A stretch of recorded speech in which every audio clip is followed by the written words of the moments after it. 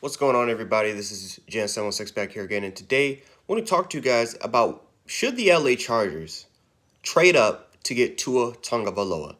Um, of course, the Chargers they didn't make the major free agent signing they had was Chris Harris Jr. making their secondary a pretty good one. Desmond King, arguably the best slot corner in the league. You got Chris Harris Jr. who could literally play in the slot if you want him to, but he's more of an outside type of corner. Now you got Derwin James there, you got Derwin James there, Joey Bosa, Melvin Ingram is still there. He's still there. So the Chargers got a lot of talent on the defensive side of the ball, and then on the offensive side of the ball, they got a lot of talent, right? Hunter Henry, Mike Williams, and Keenan Allen. But really, the two main positions that are, you know, the question mark of this football team is the offensive line and the quarterback position, right? There are some positions on the defensive side of the ball that they can definitely get some upgrades and they can try to do to make their team better. Um, but in my opinion, right, Tyrod Taylor is the backup quarterback, and he is, this is a guy that could start for any team. But you know what Tyrod is. He's a game manager. He's a guy that's not going to turn over the ball. He can definitely capitalize on third down situations. Um, but he's going to try to be as efficient as he possibly can. But he's more of a guy that can get you to maybe 7 wins, 8 wins, sometimes 9 wins, right? He's not going to particularly lose you the football game by throwing a lot of interceptions or fumbling the ball, but he's not going to be a guy that is going to potentially be clutch and win you a bunch of football games as well. I believe he's that type of quarterback that can be a mentor. I believe he's a guy that can definitely start just in case if you need him to as an emergency. You know what you're going to get with Tyrod Taylor. With a talent like Tua Tagovailoa, this is a quarterback that has elite talent, right? Elite arm strength, elite accuracy, elite footwork, at least at the collegiate level. And you look at his build and everything like that. The dude was made to play the quarterback position.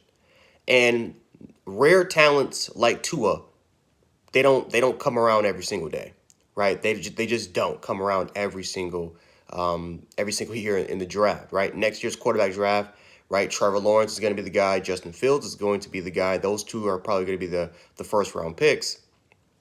But it's not a guarantee that you guys, will be in a situation where when you guys can get those players, right? At the Chargers, I think they'll be better with releasing Phillip Rivers, and I think this could be an 8-8, 9-7, or potentially best case scenario a 10-6 football team. Even though that the talent is 11, 12 win football team, I think the talent is there for that because remember a couple seasons ago, this was a team that was one of the most dominant teams in the AFC. So the Chargers are in the top 10. They're picking inside of the top 10.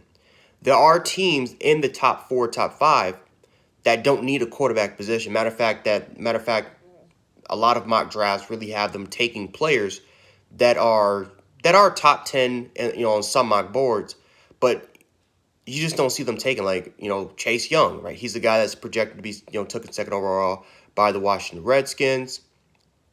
You look at some of the other players, right? The Detroit Lions are picking at number 3. Some are saying that Jeffrey Okudah could be at number 3 or Derek Brown could be at number 3. But on a lot of mock drafts and a lot of mock boards, do you really see those guys being taken in the top 3? If let's say you have a team that is in desperate need for a quarterback situation, you're just not going to see Jeffrey Okudah or Derek Brown taken number 3. So the Chargers could literally trade up to the number 3 spot and potentially take Tua Tagovailoa in that situation, right? The Miami Dolphins, they're mocked to take Tua Tagovailoa. The Miami Dolphins has a lot of draft assets, right? They got a lot of players that are ready to go. The Miami Dolphins are trying to really rebuild their football team, and so that's a team that's trying to trade away for Tua Tagovailoa. But is it really the team that will put Tua in the best situation? I really think that Anthony Lynn and the Chargers are the best team right now to put Tua Tagovailoa in the best situation possible. The Chargers are one of those teams that, again, on paper, they don't look like a 5 or 6 win team. This is really a 9-10 win team. But because of bad quarterback play from Phillip Rivers last year and the offensive line, the lack of protection there, and just a few key pieces here and there, the Chargers just could have gone in the AFC West.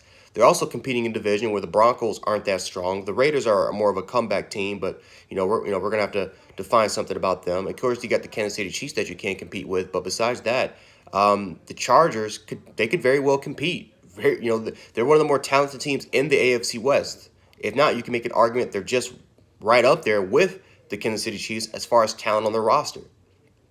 So the Chargers, where they're picking at, they're projected to take an offensive line, guys like Andrew Thomas, Jedrick Wills, and stuff like that. But is Tyrod really the future of your team? He's not. He's not the future of your team.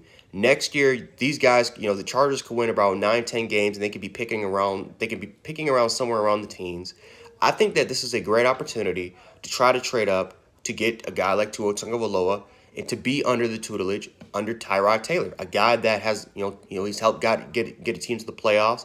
He has a Super Bowl ring on his finger. He's been around the league for a long time, and of course, this is a guy that does not turn over the football. He's a leader. He helped Baker Mayfield a lot. Baker Mayfield was one of the first, he'll be one of the first people to tell you that Tyrod Taylor really helped him a lot. He showed him how to be an NFL quarterback and how that process really is. I think that this will be really good for Tua Tagovailoa to have a leader like Tyrod Taylor as his mentor. And especially because if you get Tua, he is cleared to play. Imagine Tua being the start of that team with Austin Eckler right there, right next to you, Mike Williams, Hunter Henry, and Keenan Allen.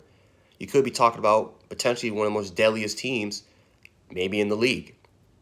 And I just think that this move just makes sense for the Chargers, right? If there's any team that could shock the world and say, we have got to get the guy, I think it is the Chargers. I think you can see the Dolphins. I mean, you could potentially see the Colts making a move. Of course, the Dolphins, you could see them trading. You could even see the Dolphins trading up maybe in the top 3 just to secure Tua Tagovailoa there. They might even trade up to even number 2 just to try to get him up. But overall wise, I think the best team to put Tua in the best situation, in the right situation, I think it is the Chargers. And I think with Anthony Lynn leading the charge, with Tyrod Taylor as a mentor, the Chargers, I could see them going places potentially for the next 2, 3, 4, maybe 5 years. Anyway, guys, that's all I got for you guys today. If you guys like the video, hit the like button, share the video, and subscribe. And let me know, how do you feel about the Chargers potentially trading up for Tua Tagovailoa, and is that the best situation for him? Anyway, that's all I got for you guys today. Stay safe. Gen 716. I'm out.